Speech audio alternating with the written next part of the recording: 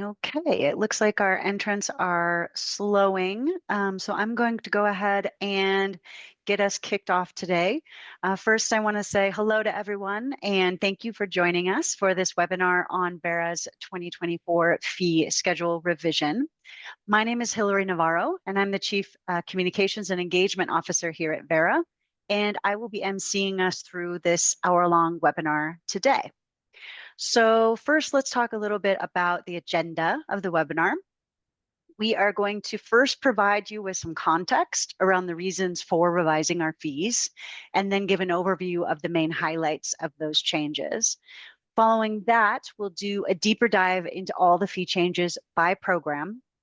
To close then, we will review the information resources available for you on those changes and then end with an open Q&A. So as a reminder to the audience, you can type in your questions in the Q&A console at the bottom of your Zoom console at any time, and we will get to those at the end during our Q&A session. However, we may be able to answer some of your questions in writing during the session as well. So there's no need to hold on to your questions. If you have them, you can go ahead and type those into the Q&A. As a reminder, we will also be sharing these slides, a recording of the video, and links to more resources with all registrants via email after the conclusion of this webinar. So no need to frantically make notes or type. We'll be sharing these with you all when we end. All right, so without further ado, to get us kicked off today, I will hand the floor over to Anil, our Chief Financial Officer. Over to you, Anil. Thank you, Hilary, for kicking things off. And thank you, everyone, for joining today's important session regarding updates to Verra's fee structure. My name is Anil Vinayak. I'm the Chief Financial Officer here at Verra. So we're very excited to share these changes with you. As you might be aware, Verra has recently published an updated program fee schedule that outlines the fee changes across all our various programs. So this new document consolidates the fee schedules for easy access, enhanced consistency, transparency, ensuring a more streamlined and user-friendly experience. So we want to talk a little bit about here what prompted the revision. So today we'll go through the details of the updated fee structure. To give you some context, in 2024, Verra took a close look at its fee schedule to ensure it supports the continued work of our high-quality standard programs. As a result, we have better aligned fees with the services provided and the timing of it. We have simplified and harmonized our fee structure across all our programs, and we have made adjustments to account for inflation since the last fee update was in early 2023. The changes will allow Verra to focus on three main priorities. So let's go over them now so you can see how they will support the ongoing success of our programs and drive efficiency in our processes. First, maintaining high-quality standard programs that are essential for advancing climate action and sustainable development. Second, continuing to implement improvements to ensure the programs remain rigorous and impactful. And last but not least, further advancing our digitization efforts to streamline project reviews and make the process more efficient for all stakeholders. So we'll talk a little bit about overview of changes. We'll look at the key changes we are introducing. Some key details before we get into that. On October 16, 2024, we announced the new consolidated fee schedule. Today, we will walk through what that announcement covered and how it impacts the different programs. These updates apply to all program fee schedules, the registry and the issuance process, version 4.6, and the registry terms of use. The first set of changes will take effect on December 1, 2024. And all program fees now exist in a single document. So as I mentioned earlier, Verra has published an updated comprehensive program fee schedule that brings together fee across all our programs into one document. This includes the VCS, plastic, SD Vista, CCB, other labels, along with all other registry fees. I'm sure you will appreciate this simplification. It will make it a lot easier to reference everything in one place going forward. So where will you find this document? So before we dive into the details, I just wanted to point out where you can find the program fee schedule. You can access it on the rules and requirements webpage for each Verra program. Until all the revisions take effect, the previous version of the fee schedule will still be available on the page, so you can easily reference it alongside the most recent one. So revisions will be taking effect in phases. I'll quickly go over the timeline for rolling out these fee structure updates. The changes will be rolled out in phases starting December 1st, 2024 and continuing through February 2025. I will skip the details here as we will dive into the specific effective dates in the next section, where we will cover each fee update in more detail.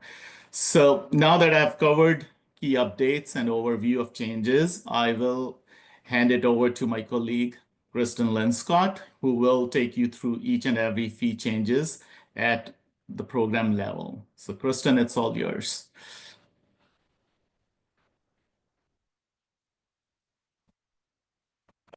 Thank you. So as Anil mentioned, we're now going to spend some time going through the details of what was revised in the latest update to the fee schedule. But please know this is not an all-inclusive walkthrough of the fees for each program.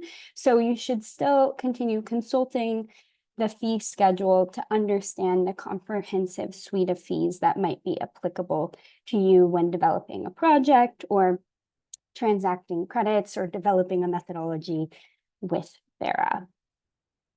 So to begin, we'll talk about the registry fee changes, and these are going to impact all registry account holders. So as of January 1st, the account opening fee is going to go from $500 to $750. And similarly, account holders will now pay $750 for their annual account maintenance fee. We've also decided to make a change in when we charge this fee. So account holders may be familiar with the fact that normally or previously it was charged on January 1st of each year. Now it's going to be charged annually on the anniversary date of the account's approval. So you'll receive an invoice for that account maintenance fee then. We also wanted to take the opportunity to highlight that we're introducing a new account reactivation fee of $2,000. This likely will not be relevant to many account holders, but if you do have your account suspended for reasons of non-payment, please note that there will be a $2,000 fee to reactivate your account. And just to further emphasize, this is for reasons of non-payment. This fee is not going to apply if you've had your account suspended while a quality control review is taking place, or if your account's been suspended for other legal or compliance issues. We'll now talk about some of the program-specific changes, starting with the VCS program. So I'll be talking a bit here, but hopefully it will be a comprehensive summary. And if there are questions that you have along the way, again, feel free to add those to using the Q&A function in Zoom, and we'll be able to address them or revisit certain topics at the end. So there will be two phases of these fee changes, one taking effect December 1st and the other taking effect January 1st. So on December 1st, there's going to be a few changes to our existing project review fees. The pipeline requests the pipeline request fee will now be $1,500, and the registration fee will be $3,750 for all requests submitted after December 1st. And we're also introducing a verification review fee, which will be due at the time a project requests verification. This will be a $5,000 fee, where half, or $2,500, is then credited towards future issuance levies. So once you've paid that $5,000 fee, you'll have $2,500 on your registry account that you'll be able to use when you request VCUs in the future. We're also introducing a 7-cent per VCU label fee for abacus labels, as well as those projects with mixed reductions and removals, which want to label those credits separately. And the last category of fees that will take effect December 1st is a set of registry transaction fees, which will be charged at the point of transfer, retirement, or cancellation for VCUs. And this will be 2 cents per VCU transaction. And we'll spend a bit more time speaking about the details of this in subsequent slides. On January 1st, the list of changes is a little smaller, but significant because the VCU issuance levy change will take effect then. It's changing in 2 parts. There will now be it will go from 20 cents to 23 cents per VCU. And it's now going to be charged based on the VCU's claims, which again, we'll go into more detail because we know this is a really important category of fees for many of our stakeholders. And last thing to note is there will be an Article 6 label request fee that takes effect, and this will be 5 cents per VCU that is labeled. I wanted to highlight, generally speaking, January 1st is when that 23-cent VCU issuance levy will take effect, but there are a few exceptions, and for these, we wanted to highlight this. So the 23 cents VCU issuance levy will not take effect until July 1st for projects located in least developed countries.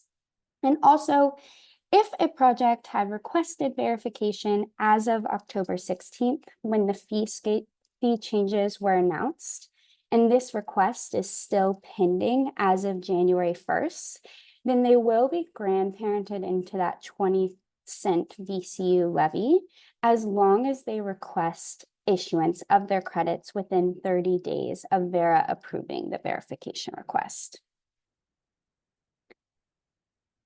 So let's spend a little bit more time talking about how we will change the way the VCU issuance levy is charged as of January 1st. So it is now going to be charged based on the amount of emission reductions and removals, or ERRs, claimed in the monitoring report that's submitted at the time of the verification request. As a result, Verra's fees are no longer going to be directly tied to the amount of emission reductions and removals that we approve.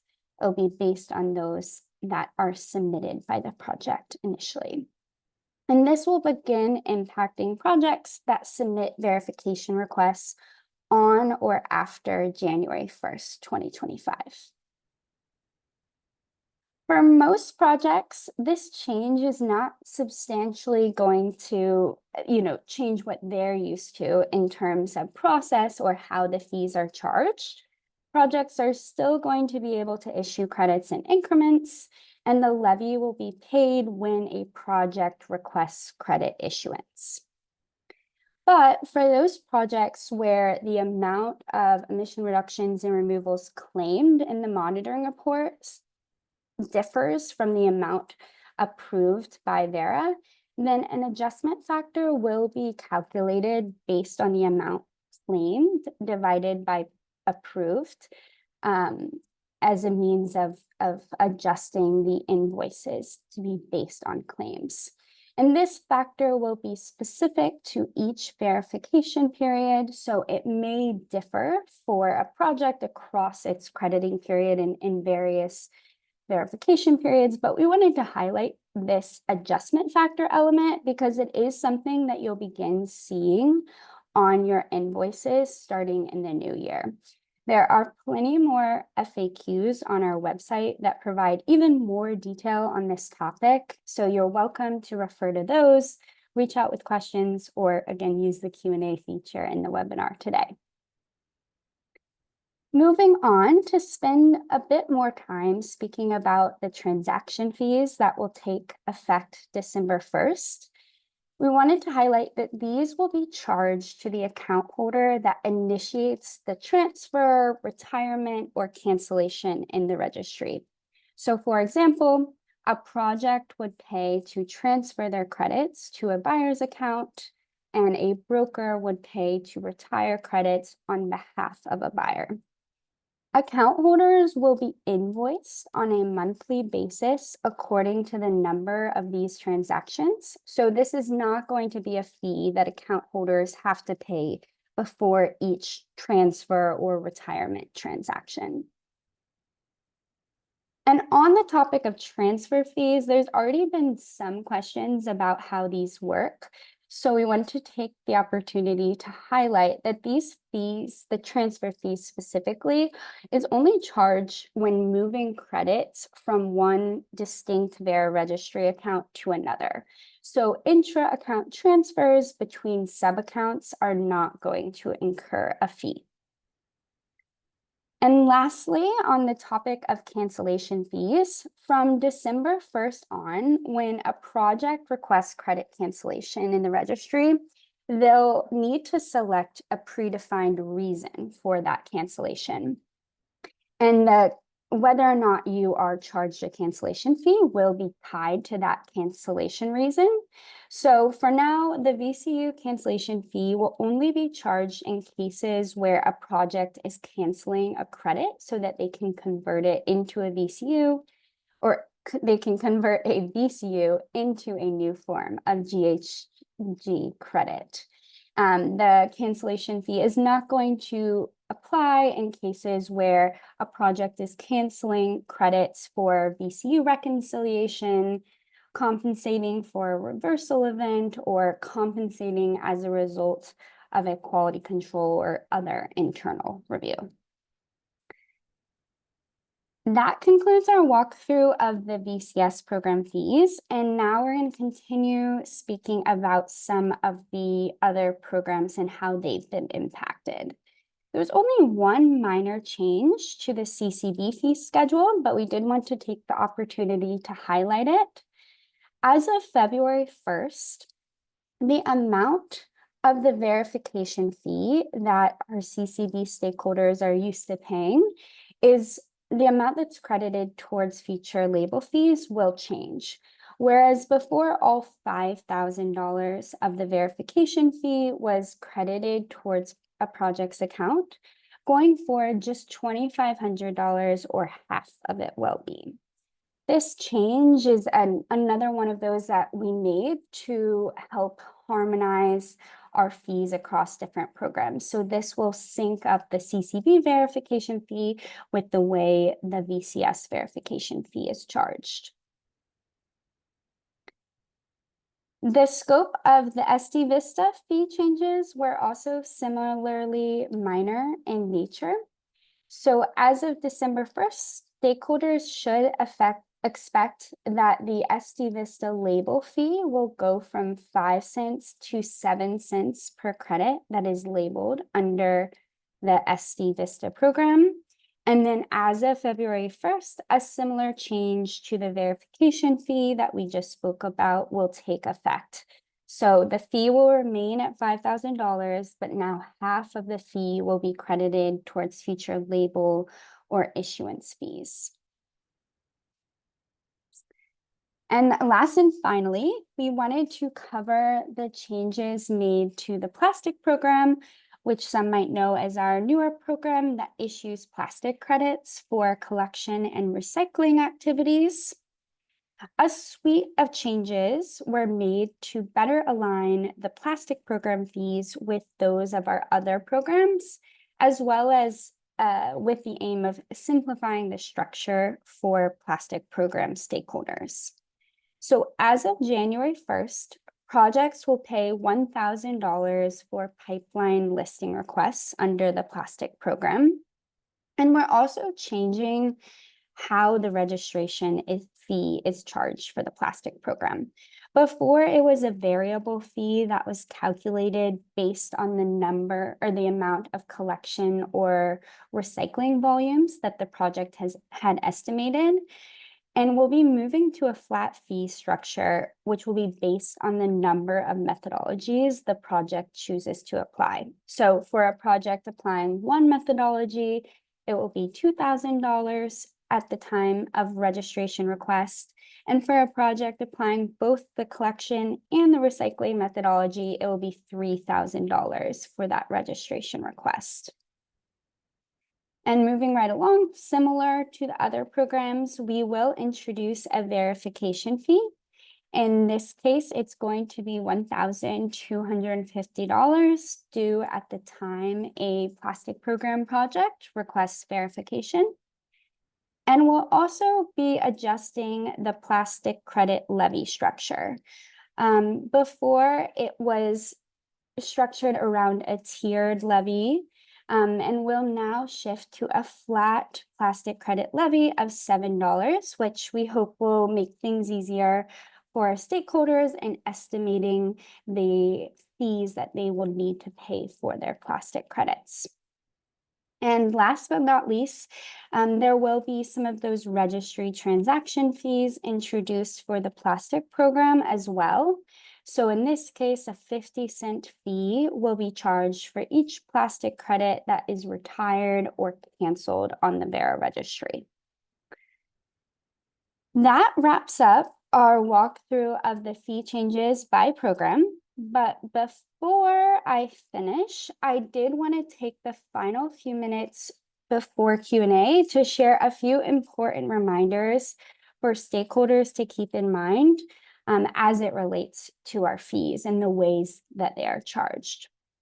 So please remember that project review fees are triggered when a project requests pipeline listing, registration, verification, or validation and verification public comment periods in the case of CCV or SD Vista.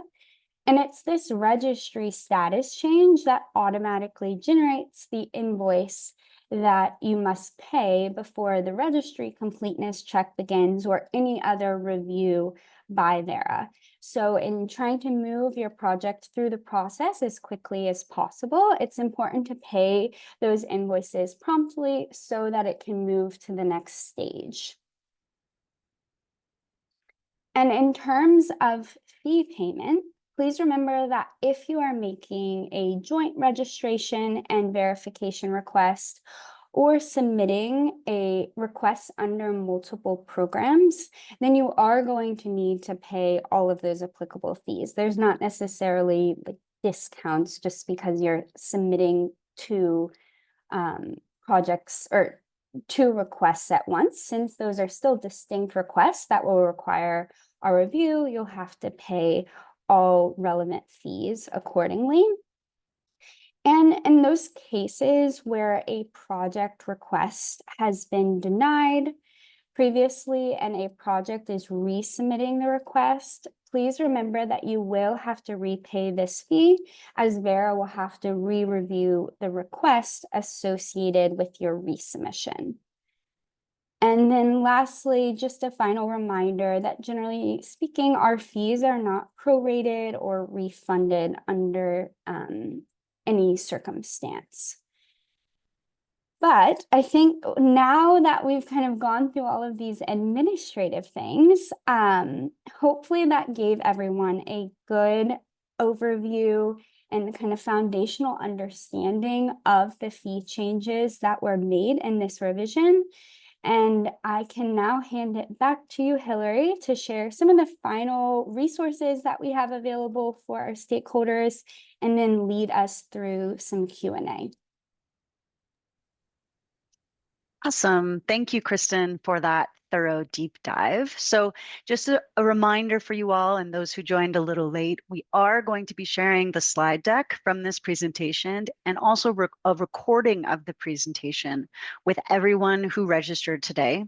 We'll also make sure to share the links that you see on your screen now with you, in which you can find additional information and FAQs to help you understand the updated fee schedule. Also, a reminder, if we don't get to any of your questions today, or you think of another question after the webinar concludes, please feel free to give us an email at registry@verra.org. So with that, I will now kick off the Q&A portion of the webinar. We have a number of Verra experts standing by to take your questions, and indeed they have been answering a lot of your questions via writing already. If you've not already posed your question, please go ahead and do so in the Q&A section of your Zoom console. And let's go ahead and get started. So Anil, we've received a couple of questions about what is the forecast for the revision of fees, and how can project developers ensure that fees will not evolve in a way that jeopardizes project viability? So I think this is about, do we expect to change our fees in a regular cadence, or how are we going to be managing fee updates moving forward? Sure. Thank you, Hillary, and I'll take a brief moment to address this. I think, like we said and mentioned earlier on the webinar, the revision of the fee today is primarily driven by the need to cover our rising costs, support innovation, new methodologies, and fund key functions like stakeholder engagement and ongoing digitization efforts. So with that said, we don't hope we're gonna have this revision happening all the time. This is this revision's happening. Last big revision was early 2023. So there's a lot of factors contributing to this increase this time.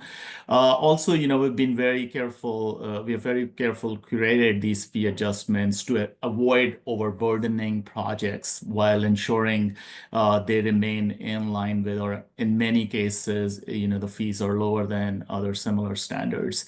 And as a nonprofit, just want to stress that it is essential for us to ensure that these fee increases are sustainable, enabling us internally to meet operational requirements, and we continue to deliver high quality services.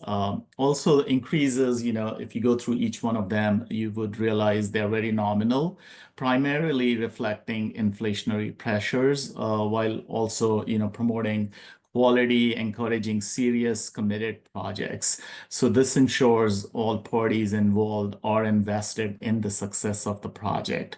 Additionally, we're streamlining our project review process. We aim to improve efficiency, which will help us better manage our cost structure moving forward and deliver value to all our stakeholders. And we have also carefully considered the equity of fee distribution, spreading fee across various stakeholders, specifically the new fee we are introducing to promote fairness and minimize the direct impact on the project proponents. So I'll stop there. Thank you, Anil. Justin, I think this is a good question for you.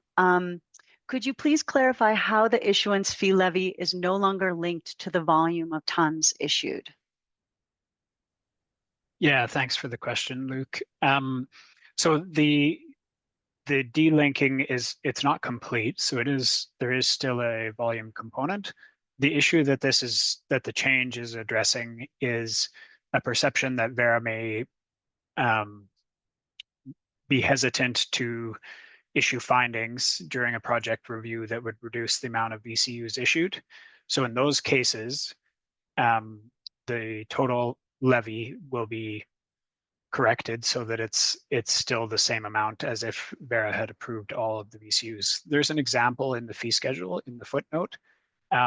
So the total issuance levy is calculated based on the quantity of the claimed reductions and removals in the verification review request, so the request that we receive.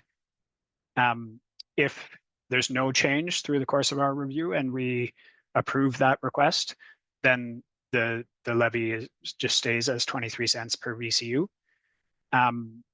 But if there is a change, then the total is allocated proportionally to each VCU ultimately issued. So for example, if a project claimed 100,000 tons in its first submission, and then through the review, that amount was reduced, we would say 100,000 tons multiplied by the 23 cents, that's $23,000.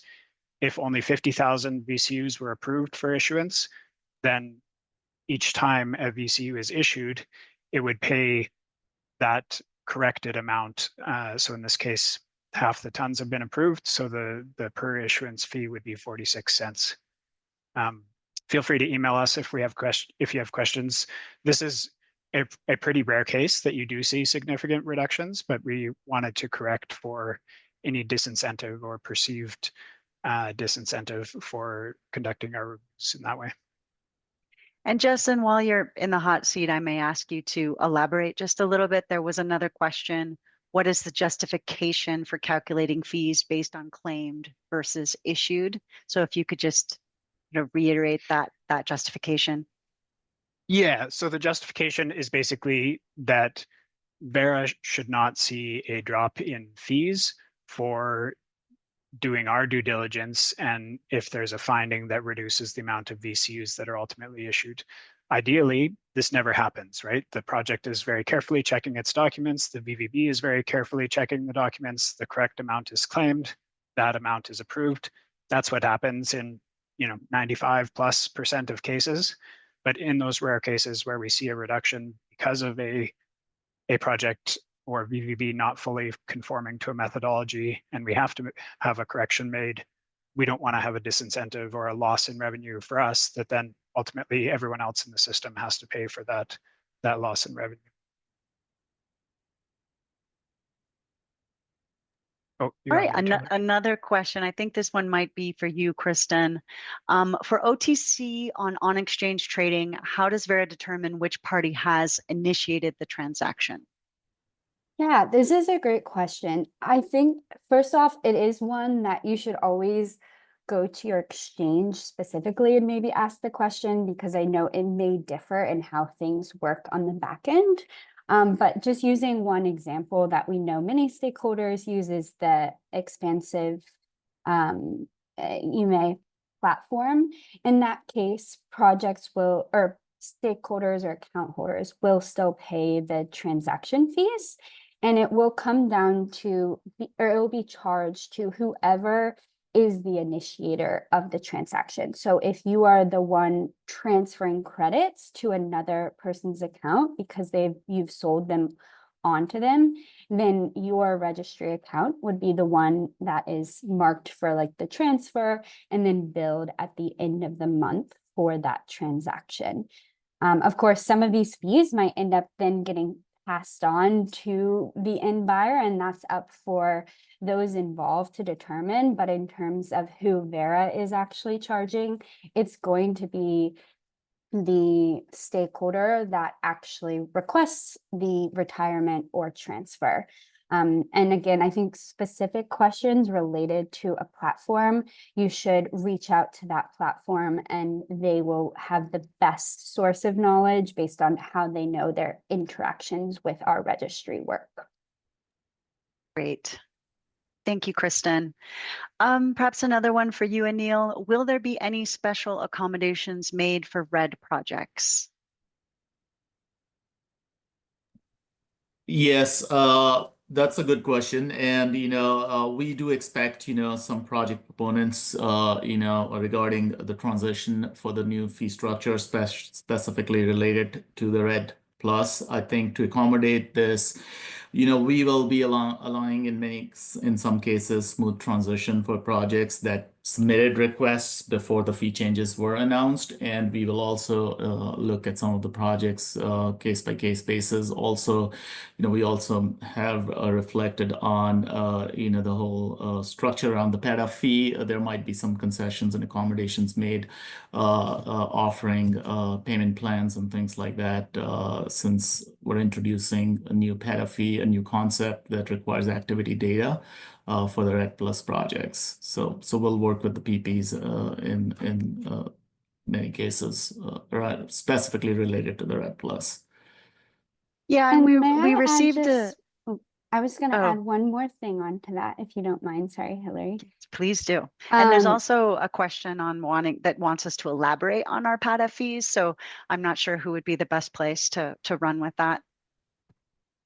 Yeah, I am happy to speak to it, but I'll see if anyone else wants to share first. But what I wanted to highlight was just in terms of the low resolution forest cover maps, those are going to be made available even sooner than previously planned to project proponents that need to use them to assess the feasibility of their project, which we hope also eases some of the burdens and upfront costs that they are due to pay.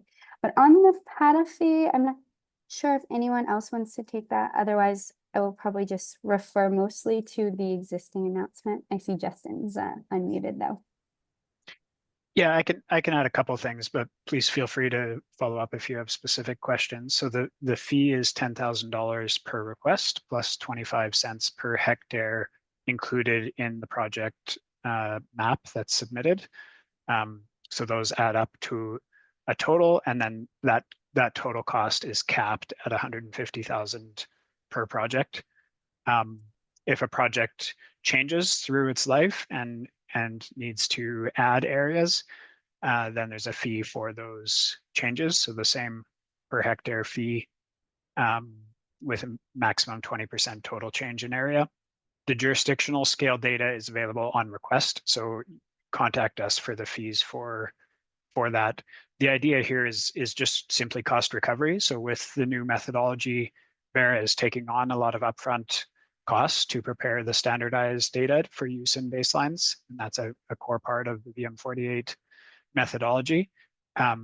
So we're looking to recoup those costs fairly amongst the projects that are using that data. Great. Slightly tangential question, but Justin, maybe you could take this one as well.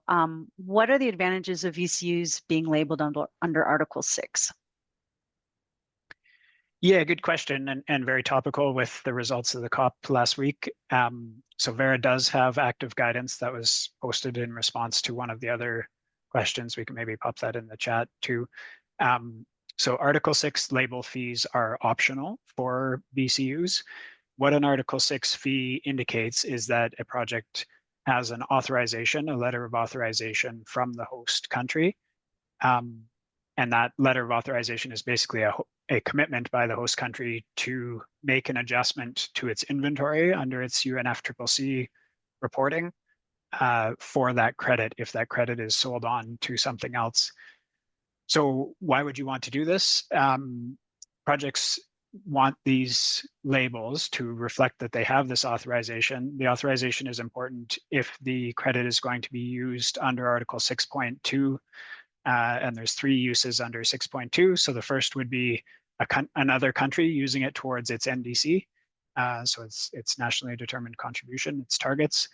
The second would be something like CORSIA, so an international mitigation purpose, where that's a separate inventory for international aviation. So all credits used for CORSIA after 2021 have to have this authorization and corresponding adjustment in order to be eligible for the CORSIA use. And then some voluntary users may also want these authorized credits and corresponding adjustments. The difference is basically if you don't have a corresponding adjustment, you're helping the host country meet its target when you're funding that project and buying the credits. If you do have a corresponding adjustment, you're helping the climate go beyond that host country's obligations under its Paris Agreement commitments. Great. Thank you, Justin. I think this is a question for you, Sinclair. When are the project-related fees for all programs due? Yes, so all of the fees are going to be due at the time that the project request is submitted. So whatever the relevant request is, that's when the fee is due. And that means that Verra does not begin its review until the respective project fee has been paid. So they won't start the review for whatever the request is until that fee has been paid. Thank you. Here's another one. Is the requantification fee applicable for each baseline renewal process? Who wants to take that one? Yeah, I can speak to that. So the quick answer is no. The requantification fee is only applicable for projects using the methodology change and requantification procedure. And that procedure is if you want to go back to a period that you already submitted a monitoring and verification report for and update the methodology for that previous period. So that fee is a fee to cover the review costs for that process. A normal baseline reassessment in the course of a project reporting just pays the normal verification review fees. Great. Will you make any, here's another question, sorry. Will you make exceptions to the fee changes for any specific project type? So perhaps that's you, Kristen. Yeah, generally speaking, I think what we covered before addresses all of the scenarios where there'd be exceptions. So for those projects in least developed countries, for the VCU issuance levy specifically, that 23-cent levy isn't going to take effect until July 1st. And then this also gives me an opportunity to remind people that if they had already submitted their verification requests as of October 16th, when we announced the fee changes, if that verification request is still pending review and closure as of January 1st, then they can be grandfathered into the existing VCU issuance levy of 20 cents. The caveat there, though, is that a project, once they have been approved, they're going to have to request issuance within 30 days to get the 20-cent levy. After 30 days, it will sync up to, the current in effect fee of 23 cents per VCU. So that covers generally the exceptions to the effective dates. All else speaking, you should refer to what we discussed today. But of course, if you have specific questions or a project scenario that you want to reach out or inquire about, that's a great opportunity to email registry@verra.org and we can discuss your specific scenario in more detail. And just to Great. say quickly, that information, so the effective dates and any of those exceptions is at the very end of the document. There's a section called document history and effective dates, and it lays all that out in detail. Okay. Perhaps this is also for you, Justin. Why are you charging for label fees when you did not previously? Well, I mean, Sinclair could maybe take us down memory lane here because she's been at Verra longer than me. There was actually previously a retroactive labeling fee charge, and it was across the board. That was taken out of the VCS fee schedule a couple of years ago. The reason we've put labeling fees back in for a couple of these fees, a couple of these label types, is some of these newer labels do have fairly significant administrative burden that's specific to reviewing that labeling request. So for the Article 6 labels, we're having to review the letter of authorization. Often we're having some back and forth with the host country to confirm its accuracy, and sometimes their details in the letter won't exactly match what we need to know to determine which VCUs are eligible for labels. So that all has administrative cost that is specific to that fee. So it's kind of the cost recovery theory of fees, that the fees should be applicable where the costs are. Similarly, the abacus fee has some extra requirements for projects that have to be demonstrated in their project reports and verification documents. So somebody has to check that those are all met in order to see if the project is eligible. We're not charging for some types of labels. So namely CORSIA and the core carbon principles labels, or CCP labels. The reason for that is those are standardized and it's a standard set of criteria. So that can be checked, and we're moving towards automating labeling of all credits that qualify for those types of labels. So there's no project-specific administrative costs, so no project-specific fees for those label types. Great. Okay, so it looks like we have just one more question left in the Q&A. Kristen, Anil, not sure which one wants to take this, but how have we factored small-scale projects with these new Verra fee updates? Yeah, I can go first and then Kristen can add to this. When it's a great question. When revising the fees, we did carefully consider the financial viability of small scale projects. We actually did a consultation with few stakeholders as well before actually revising and putting out our new fee structure. Our goal again is to ensure these projects are not unduly burdened and that the fee structure overall remains fair and manageable for the small projects as well. So as a result, the fee adjustments are designed to be modest, with many of the increases basically aligned with inflation and aimed at supporting the core functions that benefit these projects, all our projects, including the smaller ones. Kristen, if you want to add something to that, that could be helpful. Yeah, I think just another point is this is also one of the reasons why we maintained that balance of like fixed fees versus variable fees and considering the impact that they have on small scale projects. And I think it's also something, we'll continue to kind of observe and consider going forward. It's always just a balance of making sure we don't overcomplicate the fee schedule in any way. But we know that this is an important thing to keep in mind, especially in terms of how our fees might impact smaller scale projects.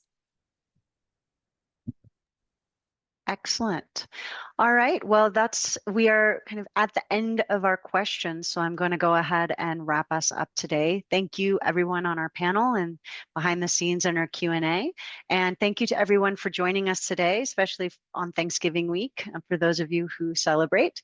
So be on the lookout for an email from us with all of the resources that we promised. Again, if you have any questions that we did not get to today, or you're unsatisfied with any of our responses, please email us at registry@verra.org so we can get back to you.